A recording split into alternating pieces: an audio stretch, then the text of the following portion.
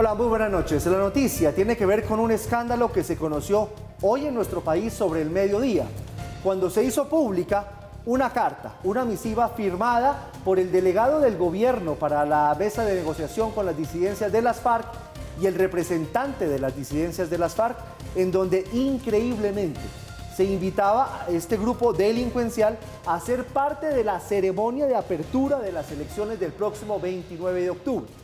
Para claridad absoluta con nuestros televidentes, aquí está el tercer punto de la carta que dice: los integrantes de la mesa de diálogos de paz entre el gobierno nacional y el Estado Mayor Central de las FARC-EP en pleno quiere decir todos, y por invitación de las autoridades electorales, estarán presentes en Popayán el próximo 29 de octubre, en el acto protocolario de apertura de la votación para todo el país, que se hará desde esta ciudad. Vamos a pedirle a nuestra producción que nos muestre la firma del delegado del gobierno, que demuestra que esto sí fue avalado por el gobierno central. Camilo González Pozo, coordinador de la delegación del gobierno nacional en la mesa de diálogos de paz con las disidencias de las FARC. Como era de esperarse, Paula, pues inmediatamente se dio la reacción por parte de las autoridades electorales, porque como dice la carta, dice que es por iniciativa de las autoridades electorales, o sea, Registraduría y Consejo Nacional Electoral, que están invitando a los disidentes de las FARC.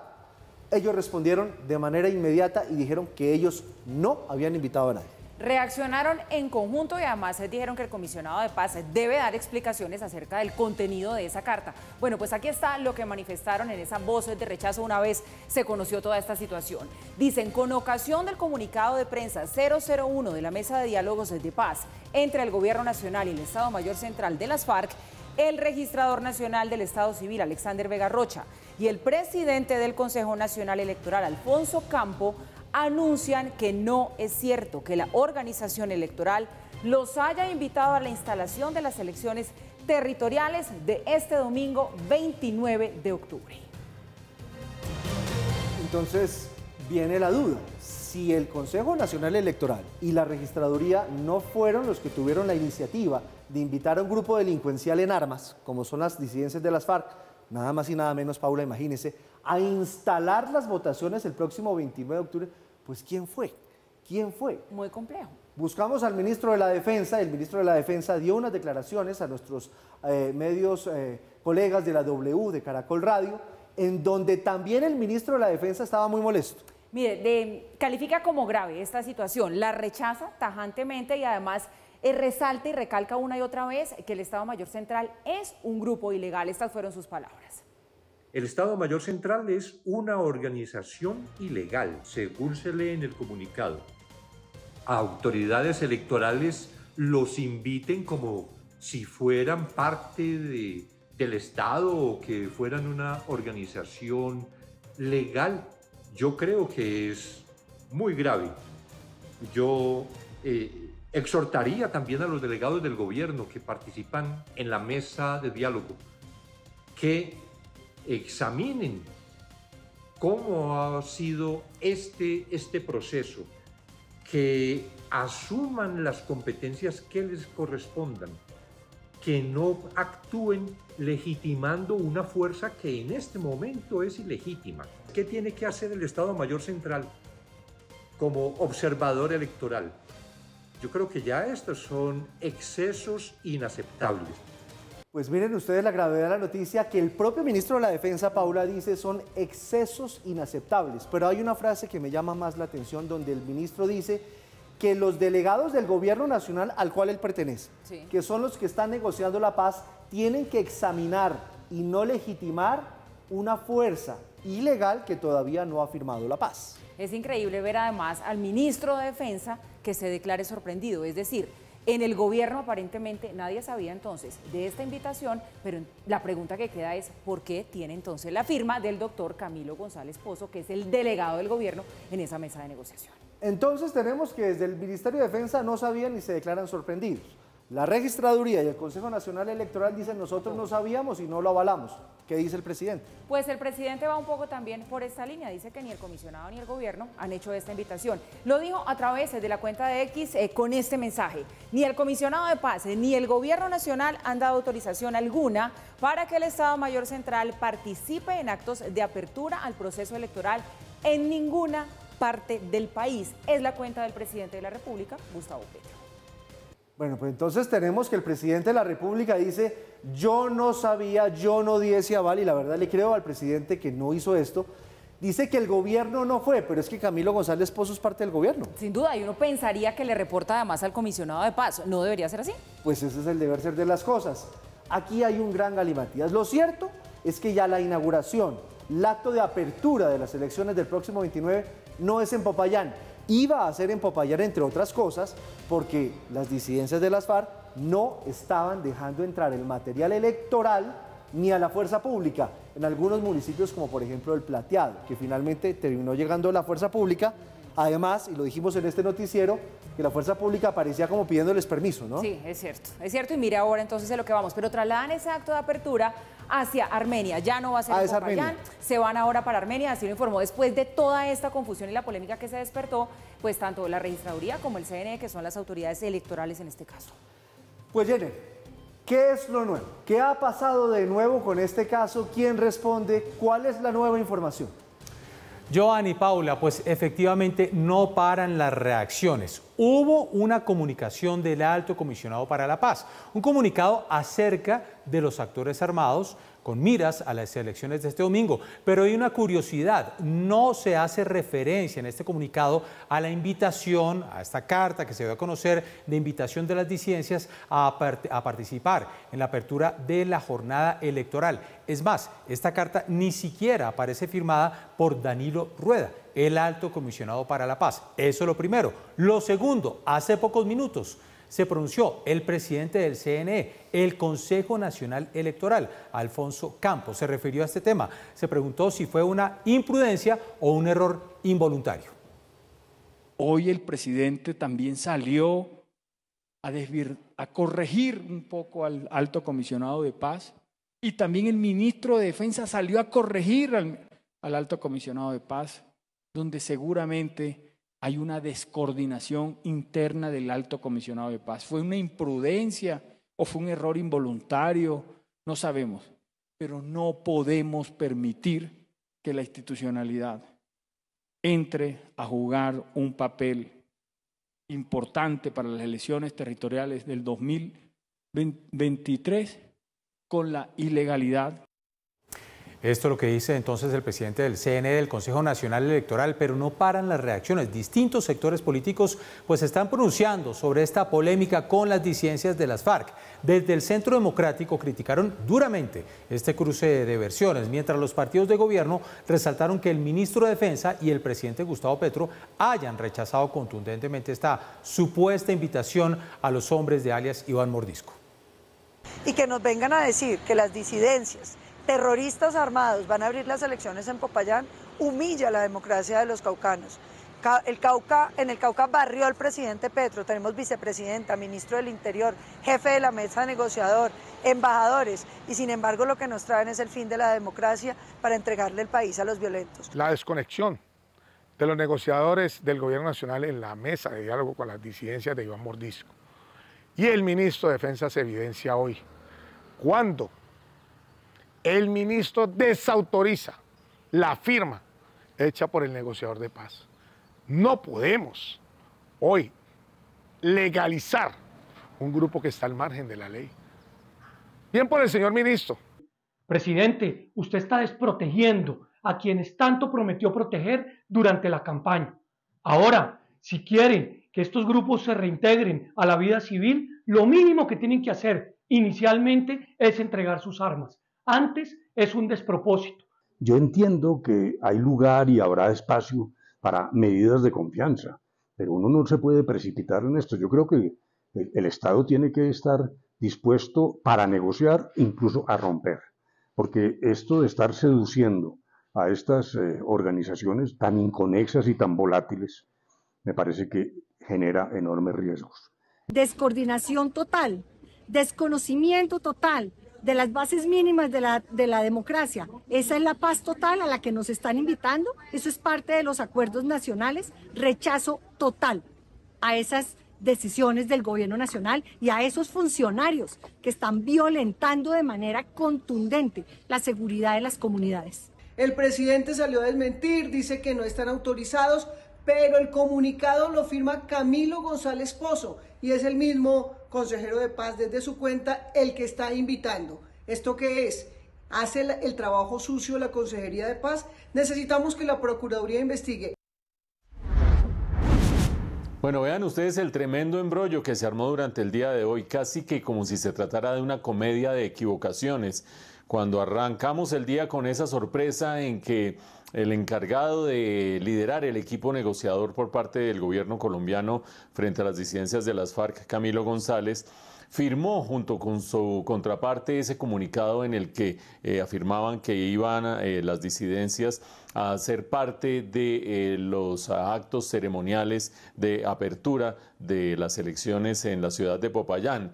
Y de allí vinieron los desmentidos, ustedes han visto las notas. En primera instancia desmintió el registrador nacional que las autoridades electorales hubieran tenido algo que ver con esa supuesta invitación a las disidencias a participar de esos actos. Después vino el desmentido de parte del ministro de la Defensa y finalmente el presidente de la República, quien ustedes han visto, también dice que el gobierno colombiano no ha autorizado ningún tipo de participación del Estado Mayor Conjunto, es decir, las disidencias de Iván Mordisco en los procesos electorales, pero agrega que ni el gobierno ni el comisionado de paz, el señor Danilo Rueda.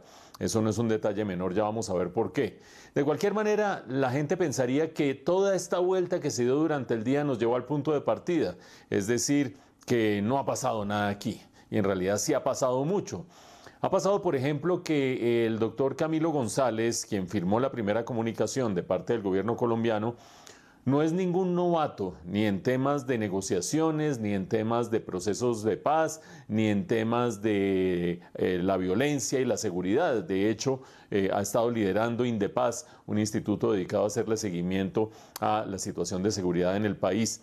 Eso significa que no es novato y por lo tanto no incurrió en un desliz. Algún tipo de autorización debió tener, aseguran todos los expertos en estas materias, para animarse a firmar ese comunicado y para animarse a decir que iban a participar las disidencias de las FARC en este acto de apertura.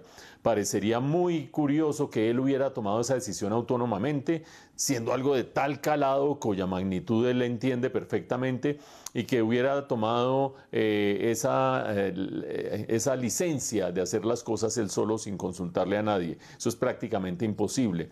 Por lo tanto, aquí hubo autorización de alguien superior y uno pensaría que quien conduce todas las negociaciones de paz, que es el comisionado de paz, algo tuvo que ver en todo esto. Y como dicen las abuelas, explicación no pedida, acusación manifiesta, ese viejo refrán, pues resulta que lo primero que pone el presidente Petro en su tuit es que ni el comisionado de paz ni el gobierno nacional, además como si el comisionado no hiciera parte del gobierno nacional, han autorizado la participación de las disidencias de las FARC en estos actos electorales. Cualquiera diría que ya sea por el rango y por la experiencia de Camilo González o por la suspicacia que despierta la explicación no pedida, acusación manifiesta del tuit del presidente Petro, el comisionado sí tuvo algo que ver en todo esto, el comisionado Danilo Rueda. Cualquiera diría que eso ha sucedido. De cualquier modo, lo cierto es que queda un tremendo sinsabor, porque esto empieza a ejemplificar lo que mucha gente ha temido desde que arrancó el proceso de la paz total, no solamente permitiendo que se consoliden los grupos alzados en arma, etcétera, etcétera, sino que hubiera una especie de respaldo tácito del gobierno a ese control territorial de los grupos alzados en armas. ¿A cambio de qué? A cambio de una especie de cogestión en esos mismos territorios. Los analistas y otros observadores dicen, no, pero ¿cómo se les ocurre eso? Pues vean en la que estuvimos durante buena parte de la mañana y lo que se sugirió durante buena parte de la mañana y que parecería tener asidero, por lo menos en la opinión de algunos de los funcionarios del gobierno. Vamos a ver qué termina pasando el domingo y vamos a ver sobre todo qué termina pasando de aquí en adelante en ese nuevo protagonismo, en ese nuevo rol que el gobierno colombiano les está dando a los grupos al margen de la ley. Y en las últimas horas, el presidente Gustavo Petro desestimó las alertas sobre el orden público, esto de cara a las elecciones territoriales.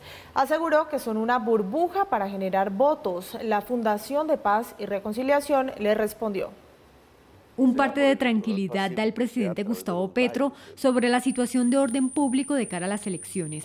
Una mirada que contrasta con lo que han alertado entes de control y organizaciones no gubernamentales. Vimos una reunión de gobernadores actuales con la Defensoría y otras instituciones de control del anterior gobierno, anunciando que había un gran desastre en las elecciones, que cerca de, en ese momento dijeron 250 y pico municipios estaban en riesgo, sin que podamos aplaudir las circunstancias de violencia en Colombia, que siguen siendo altas.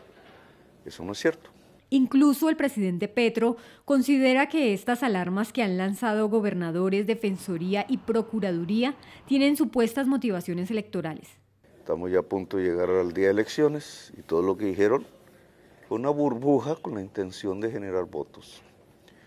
No voy a decir a quiénes, pero en realidad las elecciones de Colombia, con el hecho de que estamos en un país con una violencia aún alta, se han desarrollado como las demás elecciones recientes del país. La Fundación Paz y Reconciliación asegura que sí se ha usado la situación de orden público del país para hacer campaña.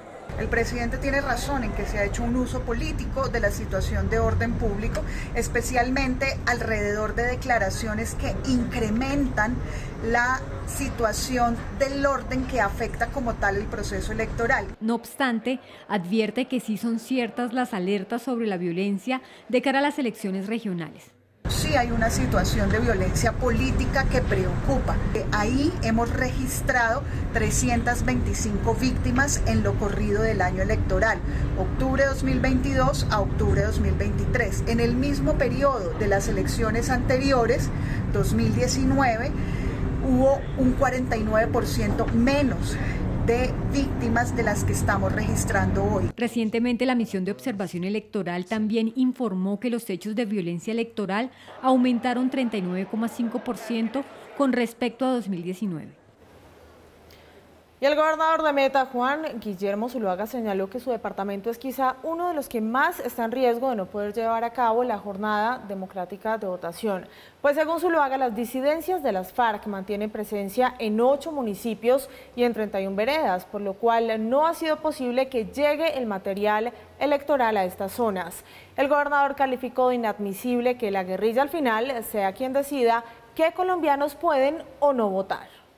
¿Cómo que las disidencias dan la autorización? Eso no puede pasarnos. Es el Estado colombiano el que tiene que garantizar el libre ejercicio del escenario democrático que tenemos el próximo domingo. A mí sí me preocupa muchísimo estar concertando con la guerrilla, con las disidencias, dónde van a dejar y dónde no van a dejar votar. Eso para mí es inadmisible. Yo lo vengo denunciando hace varios meses, que ellos quieren incidir en el proceso electoral, ellos dan instrucciones quién vota y quién no vota, qué publicidad de cuál candidato puede estar. Y ahora, en 8 municipios, en tantas veredas, el material electoral va a estar donde está la guerrilla. Eso no puede pasar. Bueno, ahí tienen ustedes el pronunciamiento del presidente Petro acerca de la situación de seguridad en vísperas de este proceso electoral, de las elecciones regionales, donde afirma esencialmente que la situación de inseguridad y la situación de ejercicio de la autoridad por parte del Estado colombiano en los distintos rincones del país no es distinto al de otros procesos electorales en el pasado. Y agrega que quienes están diciendo que hay que tener cuidado, poner atención a esta situación, pues lo que están haciendo es politiquería, según palabras del presidente Gustavo Petro. Pues bien, vale la pena hacer el breve recorderis que estábamos haciendo en las últimas horas y en las últimas emisiones, según el cual, ya sea por dificultad para llegar a esos territorios por cuestiones de seguridad, hay 21 puestos de votación que estaban en vilo en las últimas horas y otros 51 que estaban en vilo por falta de logística para llegar a esos territorios. De cualquier manera, el recuento de los departamentos es preocupante. Cauca, Nariño, Guaviare, Meta, Guajira, Chocó, Antioquia, Córdoba, municipios y cabeceras en esos departamentos con los procesos electorales en problemas. Pero supongamos que finalmente llegan las urnas y finalmente llegan los votos y el material electoral y los tarjetones. Lo cierto es que, a diferencia de otras elecciones, en esta sí hay una circunstancia muy especial, y es que esto se desarrolla bajo el cese al fuego bilateral con el ELN y con las disidencias de Iván Mordisco. Y eso significa no solamente pues que hay cese al fuego, sino que la fuerza pública se ha replegado, y se ha replegado permitiendo la consolidación de las labores, la consolidación del delito por una parte de los grupos al margen de la ley, pero sobre todo la consolidación de su presencia en distintos municipios en esos departamentos o en varios departamentos del país. Acuérdense ustedes nada más lo que dijo la vicepresidenta hace unas 4, 5, 6 semanas cuando le dijo a la fuerza pública que se pusiera las pilas, que ella no podía ir a ciertos municipios del Cauca sin salir a una calle y ver al otro lado de la calle caminando orondos y como si nada a los guerrilleros, que tenían que hacer algo en la lucha contra la subversión. Eso lo dice la vicepresidenta, no lo dice un analista, un politiquero, un candidato, no, lo dice la vicepresidenta del mismo gobierno de Gustavo Petro. Y por lo tanto, esa diferencia que aquí se esté dando ese cese al fuego, que en últimas es igual a dos cosas: consolidación del poder regional de los grupos al margen de la ley y repliegue de la fuerza pública. Lo que sí hace es que estas elecciones, con tarjetones, puestos de votación en orden, urnas, lo que ustedes quieran, sí es distinta en la medida en que los electores de muchos municipios del país van a ver constreñida su voluntad. Van a tener que votar por quien esté chequeando que están votando por esa persona, van a verse seguramente favorecidos los candidatos de grupos alzados en armas, entre otras cosas porque este cese al fuego bilateral ha representado que los deje en paz la fuerza pública. Creo yo que esto no solamente se mide por el número de municipios o por el número de corregimientos o por el número de puestos de votación que estén siendo afectados. Esto se mueve por los factores que están constriñendo y están sesgando la voluntad del elector para las elecciones del próximo domingo. Cambiamos de tema. El presidente Gustavo Petro abre la puerta para que su propuesta de un metro subterráneo para Bogotá pase por un plebiscito. Según el mandatario, el futuro del proyecto está en los ciudadanos. La pregunta es si esta o esa propuesta es vinculante, si verdaderamente definiría el futuro del metro. Desde Honolulu, en Hawái, Estados Unidos, el presidente Gustavo Petro se refirió nuevamente al metro de Bogotá y señaló que una de las vías con las que se puede modificar el proyecto es a través de un plebiscito. Puede haber plebiscitos, pueden haber consultas, pueden haber elecciones que ya pues obviamente están convocadas, puede haber asambleas populares, la gente puede decidir si qué quiere. Pues si quiere lo que se ha planificado, que lleva 9 años sin hacerse, solamente para impedir que lo que estaba realmente estudiado no se hiciera, que era el metro subterráneo. Y es que la construcción del metro sigue siendo objeto de controversia entre el presidente Gustavo Petro y la alcaldesa de Bogotá, Claudia López. Para Petro, esta primera línea puede hacerse como la del metro de Medellín hace algunas décadas. Cabe recordar que entró en operación el 30 de noviembre de 1995 y cuenta con 2 líneas. Hay un gobierno nacional que está dispuesto a hacer exactamente lo mismo que se hizo con la primera línea del metro de Medellín. Cuando arrancó la primera línea del metro de Medellín, hace mucho tiempo ya, la nación cogió toda la financiación del metro de Medellín y lo hizo. No fue Medellín la que pagó el metro de Medellín, fue la nación en ese entonces, años 80. Ahora yo estoy proponiendo exactamente lo mismo. La idea del presidente Gustavo Petro surge luego de su viaje a China, en el que buscó cambiar la obra del metro que está andando en la capital. A la fecha va en un 25%. Ante la propuesta del mandatario sobre un plebiscito, consultamos a diversos constitucionalistas. Tiene un carácter de generalidad. Considero que el plebiscito no es el mecanismo, ya que este es el pronunciamiento del pueblo convocado por el presidente de la República, mediante el cual apoya o rechaza una determinada decisión del Ejecutivo. En el plebiscito, el asunto sometido a consideración del pueblo debe ser competencia exclusiva del presidente de la República. Se está inmiscuyendo la nación en asuntos del Distrito Capital, donde hay autonomía. 2, que ya hay contratos firmados y hay una obra en ejecución. Cambiarlos tendría consecuencias jurídicas, se tendría o probablemente se pedirían indemnizaciones por parte de los contratistas. De manera que a mi juicio es una propuesta equivocada y tardía, Pero si el presidente Petro no es la autoridad competente para llevar a cabo este plebiscito por Bogotá, entonces la pregunta que surge es, ¿qué otra medida puede adelantar el gobierno para lograr el cambio de un tramo a subterráneo? Se podría acudir a otros mecanismos como la consulta popular e incluso el cabildo abierto, dado que es un asunto directamente ligado con Bogotá. Y para que haya un carácter vinculante está el mecanismo del referendo o referéndum aprobatorio. De todas maneras, es muy riesgoso que un asunto de carácter técnico se resuelva popularmente. Y es que en su viaje por el gigante asiático, Petro se reunió con el presidente de China, Xi Jinping, y aunque se pensó que el metro iba a ser el tema central del encuentro, solo fue especulación. Lo cierto es que la conversación solo se centraron 12 acuerdos entre ambos países, pero no se ahondó en el tema metro de Bogotá. Ahí está la más reciente propuesta del presidente Gustavo Petro acerca del metro de Bogotá, en concreto su propuesta acerca de cómo se podría replantear la construcción del metro y dejar un tramo subterráneo como él ha venido defendiendo desde tiempo atrás y como él ha ido presionando desde distintas instancias para tratar de que así suceda.